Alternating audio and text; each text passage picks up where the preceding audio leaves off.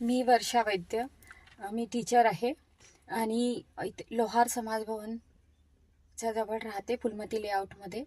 आणि मी याच्या आधी क्लास केलेला आहे, परंतु मला त्या क्लासमध्ये काहीच यायचं नाही आणि चालवताही येत नव्हती.